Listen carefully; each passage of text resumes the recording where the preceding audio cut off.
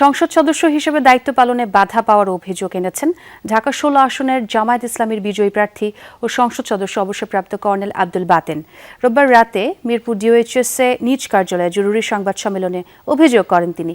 আব্দুল বাতেন বলেন, বাউনিয়া এলাকায় পানির সংকট সমাধানে কাজ করতে গেলে বাধা দেন তার আসনে বিএনপির পরাজিত প্রার্থী আমিনুল হক। হামলা করা হয় স্থানীয় জামায়াতের কর্মীদের ওপর। এই ঘটনায় নিন্দা জানিয়ে আব্দুল বাতেন বলেন, বাসাবাড়ির ময়লা অপসারণের নামে চাঁদাবাজি বন্ধ করার আক্রোশ থেকেই বিভিন্ন জায়গায় পরিকল্পিতভাবে হামলা করছে বিএনপির নেতাকর্মীরা। রূপনগরে হামলায় গুরুতর আহত হয়েছেন ৫ জন, ছিনিয়ে নেয়া ২টি মোবাইল ও একটি ক্যামেরা। এই ঘটনার প্রতিবাদে সোমবার বিক্ষোভের ডাক দিয়েছে স্থানীয় জামায়াতে ইসলামী।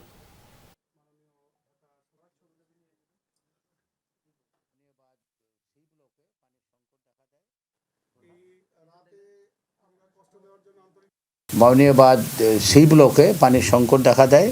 এই সমস্যাটার সমাধান করার জন্য আমি ওয়াসা কর্তৃপক্ষের সাথে যোগাযোগ করি।